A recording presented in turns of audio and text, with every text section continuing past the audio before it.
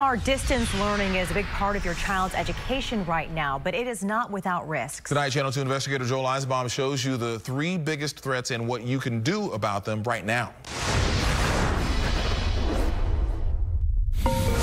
School, it's here again, or nearly here again. Only now it's scarier, or at least more uncertain. Mostly it's us wrapping our heads around what this school year is going to look like. But even before you worry about your kid actually learning anything this year, there's another issue. Things that I would watch out for, make sure that you talk to the people who are going to be with your child. Threat number 1, new strangers, possibly in your home.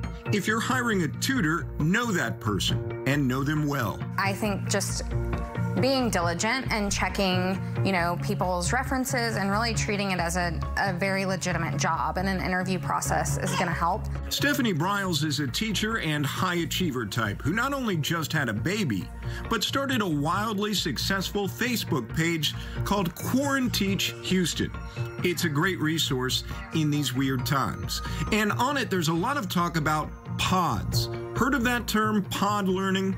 It's when kids from different families get together with a mom or a dad or an outside tutor and learn together.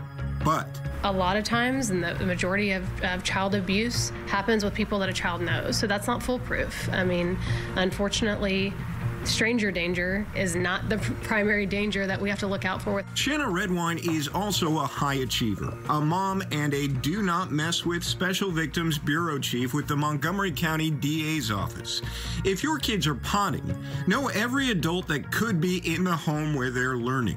No visitors is a great policy during pod learning hours. Unmonitored internet access for children can be very dangerous. Threat number 2 now, online predators. Always a threat.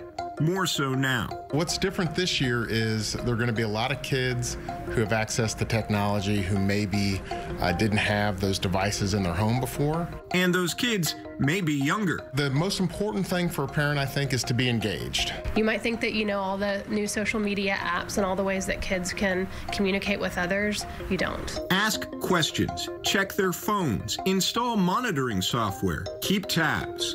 Okay, threat number 3, guns and drugs. Wherever Junior's learning, make sure these items are not accessible. If your child is learning in another home, ask. It's that simple.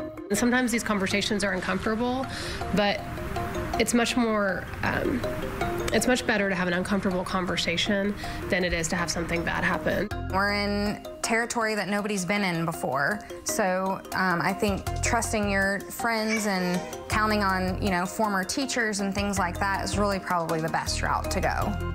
We don't want you to worry. We want you to be prepared. So we've got some other possible problems to think about, along with some solutions. And you can see that list at click2houston.com/investigates. Joel Eisenbaum, KPRC, Channel 2 News.